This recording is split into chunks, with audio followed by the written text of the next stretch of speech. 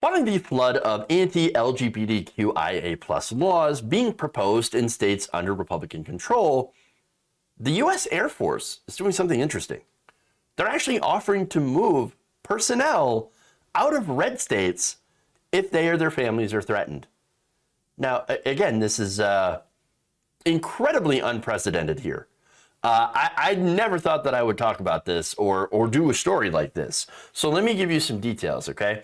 Now, HuffPost reports that the U.S. Air Force is letting its personnel know that it will provide families with medical and legal help if they are personally affected by new state laws attacking gay and transgender children. Its leaders informed personnel late last month, both internally and in a press release, that they have several resources available to them if they need help navigating anti-LGBTQ state laws that may be hurting their families. Specifically, Air Force leadership is telling service members that military medical facilities are available to provide mental health support to them or their children if they need it in the wake of the new laws in states like Florida, where schools are banned from talking about gender identity or sexual orientation, or Texas, where the governor is ordering state officials to investigate parents of transgender children for child abuse. They're also telling service members that military legal personnel are available to provide free counsel to families trying to understand their legal protections in states targeting gay and transgender kids. Air Force Undersecretary Gina Ortiz-Jones said this in a statement, quote, "The health, care, and resilience of our Air Force personnel and their families is not just our top priority.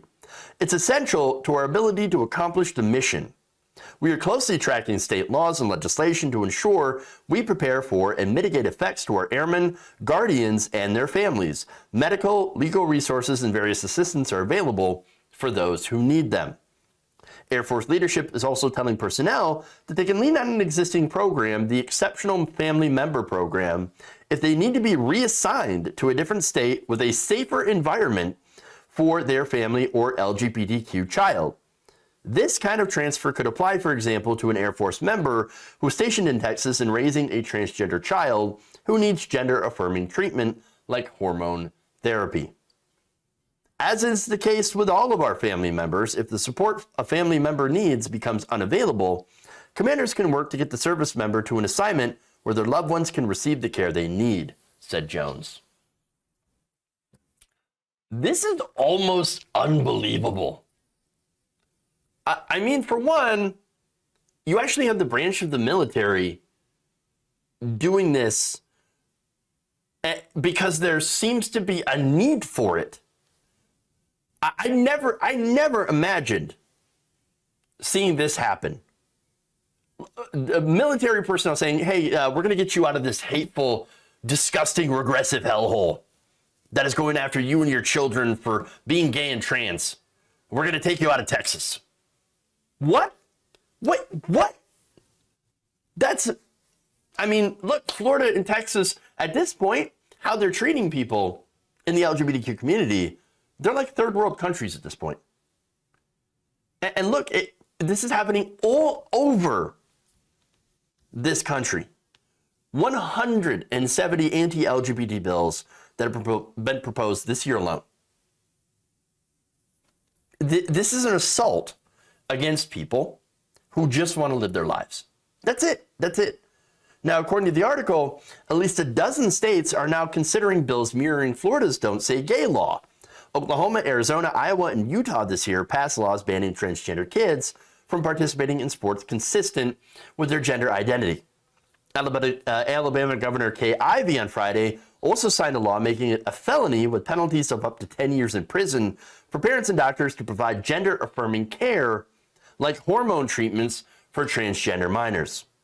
Ivey also signed a law barring transgender children from using school bathrooms and locker rooms that match their gender identity, and a law limiting classroom discussions on gender and sexual orientation. So look, all of these things are basically a coordinated effort to erase LGBTQIA plus people from the face of the earth. And that's what it is. 100%. And look, what's worse about this than obviously the effect, which they don't care about, right? But the whole purpose behind that is to bring hateful, bigoted voters out to vote for Republicans. And that's what it is. In very gerrymandered elections.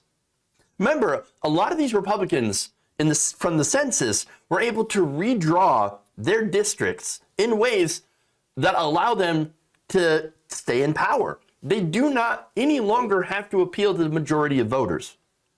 All they have to do is appeal to a very small minority of people who absolutely love the culture wars. And that's what it is. They don't care that they're doing real harm here. Real harm.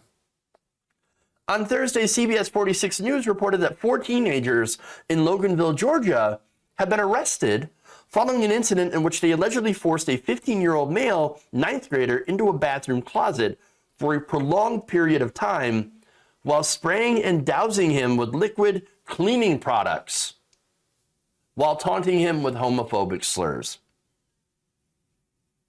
Police report.